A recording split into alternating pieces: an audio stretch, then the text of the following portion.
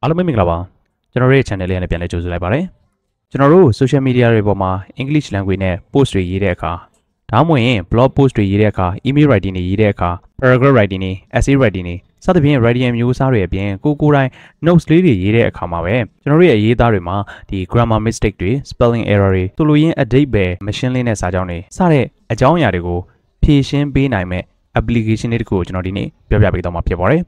ဒီ application ကိုကျွန်တော်တို့သုံးနေရဆိုရင်ကျွန်တော်တို့ writing တွေရေးတဲ့အခါမှာ grammar mistake တွေ spelling error တွေ punctuation လိုအပ်ချက်တွေစကားလုံးအသုံးအနှုန်းရွေးချယ်မှုတွေအပြင်ဒီစာကြောင်းတည်ဆောက်မှုကိုလည်းရှင်းရှင်းလင်းလင်းနဲ့ဆိုလိုရင်းအဓိပ္ပာယ်ရအောင်ဘယ်လိုမျိုးရေးရမလဲဆိုတာတွေကိုကူညီပေးနိုင်မဲ့ application တွေပဲဖြစ်ပါတယ်ဒီ application တွေကိုဘယ်လိုသုံးရမလဲဆိုတော့ကျွန်တော်ဒီဗီဒီယိုလေးထဲမှာအသေးစိတ်လေးပြပြပေးတော့မှာဖြစ်ပါတယ်ဆိုတော့ထုံးစံတိုင်းပဲကျွန်တော်တို့ပထမဆုံး application လေးကိုရဖို့အတွက်ကျွန်တော်တို့ရဲ့ဒီ Google Play Store သို့မဟုတ် App Store ကိုသွားပြီးတော့ Grammarly ဆိုပြီးတော့ရရှာလိုက်ပါ Grammarly AI Writing Assistant ဆိုပြီးတော့တွေ့ရပါလိမ့်မယ်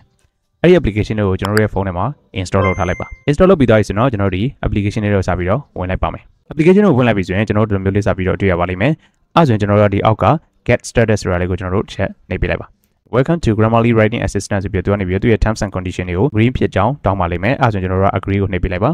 ဒါပြီးရင်တော့ကျွန်တော်တို့ကဒီမှာဆိုရင်အခြား application တွေသုံးတဲ့အခါမှာလည်းဒီ application လေးအလုပ်လုပ်နိုင်ဖို့အတွက်ကျွန်တော်တို့ဒီမှာ permission ပေးဖို့လိုပါတယ် permission ပေးဖို့အတွက်ကျွန်တော်တို့အောက်ကနေပြီးတော့ open settings ဆိုတာလေးကိုချက်သွားလိုက်ပါအဲ့ဒီမှာကျွန်တော်တို့ဒီ Grammarly ဆိုတဲ့ application လေးကိုရှာလိုက်ပါပြီးရင်သူ့ကိုကျွန်တော်တို့ကနေပြီးတော့ allow လုပ်ပေးလိုက်ပါ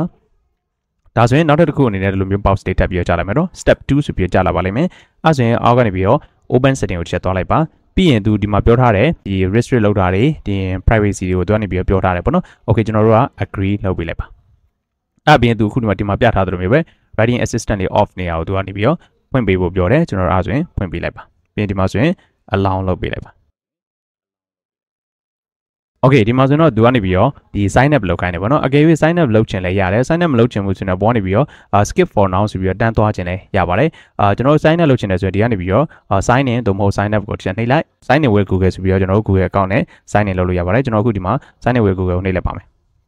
အဲ့ပြီးတော့ကျွန်တော်တို့ရဲ့ Gmail account လေးကိုရွေးပေးလိုက်ပါဒါဆိုရင်တော့ကျွန်တော်တို့ဒီမှာ account လေးဝင်လို့ပြီးတော့ပါပြီ login successful ဆိုပြီးဖြစ်သွားပါပြီအဲ့ဆိုရင်ကျွန်တော်တို့ကဒီမှာဆိုရင်စပြီးတော့သုံးလို့ရပါပြီဆိုတော့ကျွန်တော်ဒီမှာဆိုရင် draft ဆိုပြီးတော့သူကနေပြီးတော့စမ်းသပ်ဖို့အတွက်ဒီမှာ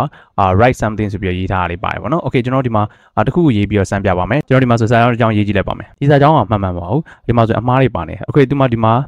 ာပြနေရလေးတွေ့ရပါလိမ့်မယ်ဒီမှာ grammar mistake 1ဆိုပြီးတော့တွေ့လိုက်မှာပေါ့နော်အဲ့ဆိုကျွန်တော်တို့ဒီဟာလေးပေါ်ချက်ထောက်လိုက်သူကနေပြီးတော့ဒီစာကြောင်းလေးကိုပြင်ဖို့အတွက်ဒီမှာ suggestion လေးပေးထားတွေ့ရပါလိမ့်မယ်အဲ့ဆိုကျွန်တော်တို့ဒီဟာလေးကို suggestion ကို accept လုပ်လိုက်ပါဒါဆိုရင် I want to go shopping with my friendsဒါမျိုးလေးဖြစ်သွားပြီပေါ့နော်ဒါဆိုရင်သူကအမှားလေးကိုကျွန်တော်တို့ထောက်ပြထားဖြစ်တယ်ဒီမှာဆိုရင်အမှန်တန်လေးရေးပြီးသွားပြီပေါ့နော်โอเคဒီစာကြောင်းလေးကိုပဲကျွန်တော်တို့ကနောက်ထပ်နီးလန်းနေနဲ့ဘယ်လိုမျိုးရေးလို့ရသေးတယ်ဒီလိုမျိုး simple sentence လေးကိုပဲရေးသားလေးနည်းနည်းပြောင်းကျင်တယ်ဆိုရင်ကျွန်တော်ဒီ page မှာရှိတဲ့ improve it ဆိုတာလေးကိုနှိပ်လိုက်ပါအဲ့ဆိုရင်သူကဘယ်လိုမျိုး improve လုပ်ချင်တာလဲပေါ့နော် make it persuasive လုပ်မလား make it engaging လုပ်ချင်တာလား engaging လုပ်ချင်တယ်ဆိုပြီးရေးကြည့်လိုက်မယ်ဒါဆိုတော့သူကနေပြီးတော့စာကြောင်းရဲ့ပုံစံကိုပြောင်းလိုက်ပါပဲLet's hit the stores with my Orson squad for the fun shopping spree ဆိုပြီးရေးထားပေးဒါဆိုရင် engaging ဖြစ်တဲ့ sentence ကိုပြောင်းသွားတာပေါ့နော်စာကြောင်းရဲ့အဓိပ္ပာယ်ချင်းအတူတူပဲရွေချက်ပုံမှာမူတည်ပြီးတော့စာကြောင်းလေးကိုပုံစံပြောင်းသွားပေးရရှိပါတယ် make it persuasive ဆိုရင်သူရဲ့ sentence style ကတမျိုးပြောင်းသွားပါလိမ့်မယ် Let's plan a shopping trip with my friends ဒါဆိုရင်တမျိုးပြောင်းသွားပြီပေါ့နော် okay ဒါကကျွန်တော်တို့ဒီအခုစာကြောင်းလေးကိုနမူနာစမ်းပြီးတော့သုံးပြတာပါ setting လေးကိုချက်သွားကြည့်ရ setting ထဲမှာဆိုရင် Grammarly assistant ဆိုပြီးတဲ့နေရာလေးကို floating button လေးကိုကျွန်တော်တို့က on ပေးထားရပါမယ်အဲ့ဒါလေး on ပေးထားမှကျွန်တော်တို့ဒီအခြား application တွေသုံးတဲ့အခါမှာလည်းသူက floating button အနေနဲ့ပေါ်နေမှာပဲဖြစ်ပါတယ် suggestion button လည်း on ပေးထားရမယ်အဲ့ဒါမှဒီဟာကိုဘယ်လိုပြင်ရမလဲဆိုတာမျိုးသူကစောင်းတာလည်းမျိုးပဲအမားပိန်တစ်ခုပါနေပြီဘယ်လိုပြင်ရမလဲဆိုတာမျိုးတခါတည်းပေါ်လာမှာဖြစ်ပါတယ် language အနေနဲ့ကျွန်တော်တို့ရွေးရရတယ်ဒီမှာတော့သူကဒီ default ကကျတော့ English US ဆိုပြီးရွေးထားပြီးရဲ့အကယ်၍ကိုက UK ပဲရွေးချင်တယ်ဆိုလည်းရွေးပေါ့နော်ပြီးရင်အောက်မှာရှိတဲ့ generative AI ဆိုတာလေးကဖွင့်ထားပေးရပါမယ်အစောတော့လိုမျိုး rephrase လုပ်တာတွေဒါမှမဟုတ် writing မျိုးစားပြောင်းတာတွေဆိုရင်ဒီ generative AI အနေနဲ့ကျွန်တော်တို့ကလုပ်ရမှာဖြစ်ပါတယ်ဒါကြောင့်မလို့ setting ထဲမှာဒီ tools တွေအကုန်လုံးဒီလိုမျိုးလေးဖွင့်ထားပေးဖို့လိုအပ်ပါတယ်အဲဆိုရင်ကျွန်တော်တို့အခုစပြီးတော့ဒီ application တစ်ခုတည်းကိုဝင်ကြည့်လိုက်ပါမယ်ကျွန်တော်ရဲ့ဒီဖုန်းထဲမှာပါတဲ့ notes ထဲမှာကျွန်တော်စာကြောင်းရေးကြည့်မယ်Okay စာကြောင်းရေးကြည့်မယ်အဲ့ဒါပြီးရင်ကျွန်တော်တို့ဒီ writing မျိုးစားမှာကျွန်တော်ရေးတဲ့စာကြောင်းတွေမှာအမှားတွေသူဘယ်လိုပြင်ပေးမလဲဆိုတာကျွန်တော်စမ်းပြီးတော့သုံးပြပါ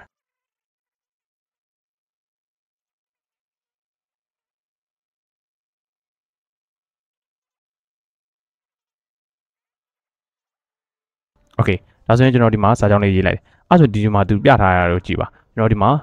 number 2ဆိုတာလေးကိုတွေ့ရပါလိမ့်မယ်ဒါဆိုရင်ကျွန်တော်ရဲ့စာကြောင်းထဲမှာဒီစကားလုံးအနည်းဆုံးနှလုံးမားနေပြီပေါ့နော်အဲ့ဆိုရင်ကျွန်တော်အဲ့ဒါလေးကိုချက်နှိပ်ကြည့်လိုက်ပါဒါဆိုရင်သူကဒီမှာရေးထားပေးတယ် how to write လို့ရေးရမယ်ကျွန်တော်က how write လို့ရေးထားကြမှာ how to write ဆိုပြီးပြန်ပြရမယ် okay အဲ့ဒါဆိုရင် accept လုပ်လိုက်မယ်နောက်တစ်လုံးကဘာလဲဆိုတော့ but I want to try I want try ဖြစ်နေတယ်အဲ့ဒါဆိုရင်အဲ့မှာ I want to try ဆိုတာလေးပြင်ရမယ် okay ဒါဆိုရင်တော့ကျွန်တော် sentence ကဒီ looking good so far ဆိုပြီးပြောထားတယ်ဒါဆိုရင်တော့စာကြောင်းထဲမှာအမှန်နေဖြစ်သွားပြီပေါ့နော်ဒီစာကြောင်းကိုပဲကျွန်တော်တို့ကနောက်ထပ်ပုံစံဘယ်လိုပြောင်းရေးလို့ရသေးလဲဆိုတော့သူ့ကိုကျွန်တော်တို့တစ်ချက်အခုညီတောင်းကြည့်ပါမယ်အဲ့ဒါဆိုရင်ဒီစာကြောင်းလေးကိုကျွန်တော် select ပေးလိုက်မယ်ပြီးရင်သူ့ပေါ်လေးမှာနှိပ်လိုက်မယ် improve it ဆိုပြီးအထဲမှာသွားပါမယ်ဆိုတော့ဒါပေမဲ့ improve it ဆိုတဲ့အထဲကိုသွားလိုက်ပြီဆိုရင်ဒီစာကြောင်းကိုကျွန်တော်တို့က improve ဖြစ်အောင်ကျွန်တော်တို့ထပ်ပြီးတော့ရေးခိုင်းကြည့်မယ် improve it ကိုနှိပ်လိုက်တဲ့ဆိုရင်သူကနေပြီးတော့ပို့ပြီးတော့ clear ဖြစ်စေတဲ့စာကြောင်းတစ်ကြောင်းရေးပြီး this is my first note comma ပါတယ် and I don't know how to write it well however I want to try to improve my grammar ဒါဆိုရင်ကိုယ့်ရဲ့ sentence ကပို့ပြီးတော့လေ clear ဖြစ်တဲ့ punctuation တွေရောဖတ်တဲ့သူကိုပို့ပြီးတော့ understanding ဖြစ်စေတယ်အဲဒီလိုမျိုးလေးကိုသူပြောင်းရေးပေးသွားတယ်အဲ့ဆိုရင်ကျွန်တော်တို့ရဲ့စာကြောင်းပြင်ကျင်နေဆိုရင်ဒီဘက်ပေးက insert ဆိုတာလေးကိုနှိပ်လိုက်ပါဒါဆိုရင်တော့ကျွန်တော်ရေးထားတဲ့စာကြောင်းကိုသူကနေပြီးတော့သူ improve လုပ်ပေးသွားတဲ့စာကြောင်းပြင်ပြီးသွားပြီပဲဖြစ်ပါတယ်ဒါကကျွန်တော် notes ထဲမှာစမ်းပြီးတော့ရေးကြည့်ရပါတော့ဒီလိုမျိုးပဲကျွန်တော်တို့ရဲ့ဒီ email writing ရေးတဲ့အခါပဲဖြစ်ဖြစ်ဒါမှမဟုတ်ကျွန်တော်တို့ဒီမှာဒီ social media တွေမှာ post ရေးခြင်းတဲ့အခါပဲဖြစ်ဖြစ်ပေါ့နော်အဲ့မျိုးဒီ application လေးကိုကျွန်တော်တို့ကသုံးပြီးတော့ရေးလို့ရတယ်ကျွန်တော် social media ပေါ်မှာ post တစ်ခုရေးမယ်ပေါ့ဗျာဟိုမှာ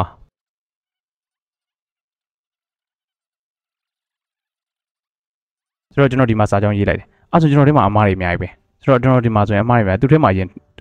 application တွေကိုထောက်ကြည့်တယ်Today I go to shopping I go shopping ဖြစ်ရမယ်ဆိုသူပြောထားတယ်နောက်တစ်ခုအနေနဲ့ဒီမှာဆိုရင် because မားနေရလို့ချက်ပြောထားတယ်အဲ့ပြီးနောက်တစ်ပိုင်းရှိသေးတယ်အဲ့ဆိုရင်ကျွန်တော်အခုဒီ sentence လေးကိုပို့ပြီးတော့ improve ဖြစ်စေချင် improve ဖြစ်ချင်တယ်ဆိုရင်ကျွန်တော်ကဒီပေါ်လေးပေါ်မှာ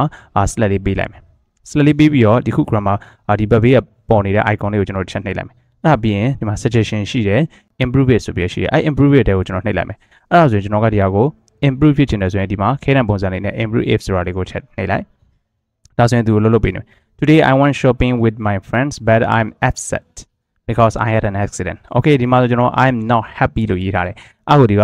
သူပြောင်းထားပေးရသည် upset ဆိုပြီးပြောင်းထားပေးရ။ Okay အဲ့ဒါဆိုကျွန်တော်တို့ပြောင်းလိုက်မယ်။ Okay Today I went shopping with my friend but I'm upset because I had an accident. ဒါလိုဒီလိုမျိုးလေးပြောင်းဒါဆိုရင်ကျွန်တော်တို့ post တင်တဲ့အခါမှာဒီလိုမျိုးလေးသူ့ကို check လုပ်လို့ရတယ်တခါတည်းနဲ့ရေးလို့ရတယ်။အဲ့လိုမျိုးပဲကျွန်တော်တို့ဒီမှာ email writing ရေးတော့မယ်ဆိုရင်ကျွန်တော်တို့ဒီမှာထားပါတော့ဗျာဒီမှာရေးပြီး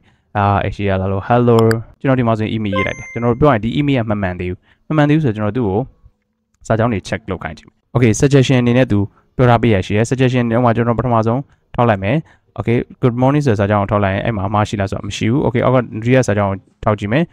I'm writing this email ဆိုတဲ့ထဲမှာပါရှိတယ်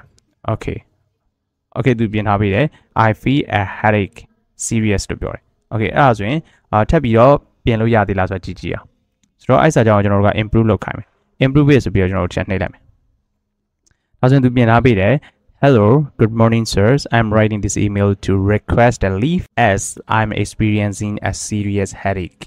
ဆိုပြီးတော့ဒီမှာသူပြင်ထားပေးရရှိအဲ့ဆိုရင်ကျွန်တော်ရဲ့စွမ်းတော့ကျွန်တော်တို့ရေးလိုက်တဲ့အရေးအသားထက်သူရေးလိုက်ပေးတဲ့အရေးအသားကကိုယ့်ရဲ့အတိတ်ပဲနဲ့လည်းအတူတူပဲဒါပေမဲ့ sentence structure ပို့ပြီးတော့ကောင်းသွားတယ်ဒါကြောင့်မလို့ကျွန်တော်တို့ဒီစာကြောင်းကိုရေးခြင်းနဲ့ဆိုရင်ကျွန်တော်တို့က insert ကိုနှိပ်လိုက်ဒါဆိုရင်ကျွန်တော်တို့ရဲ့ဒီ Gmail writing ထဲမှာကျွန်တော်တို့ရဲ့စာလေးကဒီလိုမျိုးလေးပြန်သွားမယ်အဲ့လိုမျိုးပဲကျွန်တော်တို့အခြား blog post တွေပဲဖြစ်ဖြစ်အခြားကြိုက်တဲ့ရေးခြင်းတဲ့ဟာပဲဖြစ်ဖြစ်ပေါ့နော်ဘယ်ဟာပဲရေးကျွန်တော်တို့ဒါမျိုးရေးလို့ရဥပမာကျွန်တော်ကနေပြီးတော့အခုဒီမှာဆိုရင် essay တစ်ပုဒ်ကိုကျွန်တော်စမ်းကြည့်မယ်ဆိုတော့ကျွန်တော်ဒီမှာ essay တစ်ခုရေးလိုက်ပဲပေါ့နော်ဒီ essay ကိုကျွန်တော်ကအမှားပင်တစ်ခုလောက်ပါလဲဆိုတာသိချက်အဲ့ဆိုရင်ကျွန်တော်ဒီမှာဆိုရင်သူ့ကို select ပေးလိုက်မယ် select ပေးပြီးတော့ကျွန်တော် copy ယူလိုက်မယ် copy ယူပြီးတော့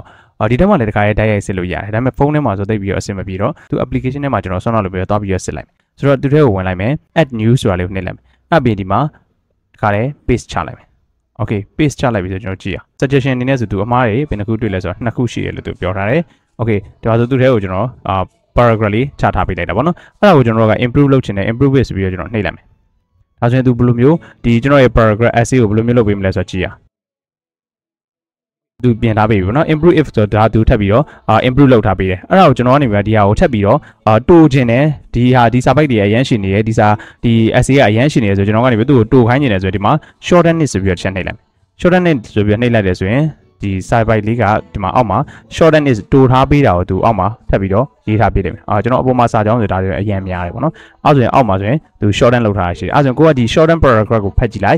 က်လို့ကိုကတော်တော်လေးသဘောကျတဲ့အဆင်ပြေရဆိုရင်ကျွန်တော်တို့ကဒီမှာဆိုရင် insert ဆိုတော့နှိပ်လိုက်လို့ရတယ်ဒါမှမဟုတ် copy ယူလိုက် word file ထဲမှာပြန်ပြီးတော့ paste ချလိုက်ပေါ့နော်ဒါဆိုရင်ကျွန်တော်တို့ရဲ့စာပိုက်ကပြန်ပြီးတော့ shorten လုပ်ပြီးသွားပြီဒီအတူချုံပြီးသားဖြစ်သွားပြီပေါ့နော်အဲ့လိုမျိုးလဲကျွန်တော်တို့ပြောင်းပြီးတော့လုပ်လို့ရတယ်အကယ်၍ကိုကနေပြီးတော့ဒီမှာ writing ပုံစံပြောင်းချင်တယ်ဆိုရင်ပြောင်းလို့ရတယ်ပေါ့ဗျာဥပမာကျွန်တော်တို့ကဒီ back ကနေပြီးတော့ more စနေလိုက်တယ်ဆိုရင်သူနောက်ထပ်အများကြီးရေးလို့ရသေးတယ်ဒီမှာဆိုရင်သူကဒီမှာ make it more descriptive writing နေနဲ့ရေးချင်တာလား writing မျိုးစားတွေအများကြီးရေးလို့ရတယ်ဒီမှာဆို shorter ဆိုရင်ကျွန်တော်ဆွမ်းလုပ်ပြီးတော့ make it persuasive တို့ဟုတ်ပြီနော်ကျွန်တော်ဒီမှာဆိုရင် make it direct တို့ကိုကြိုက်တဲ့ပုံစံအတိုင်းဒီထဲမှာစိတ်ကြိုက်သူကိုပြင်ခိုင်းလို့ရတယ်ပေါ့နော်ဒါကတော့ essay တစ်ပုဒ်ကိုလာပြီးတော့ဘယ်လိုမျိုးတွေပြင်ရမလဲဆိုတော့ဒီမှာလာပြီးတော့ spelling mistake တွေဘယ်လိုမျိုးရှိလဲဘာတွေဘယ်လိုပြင်ရမလဲဆိုတော့ကျွန်တော်ဒီမှာ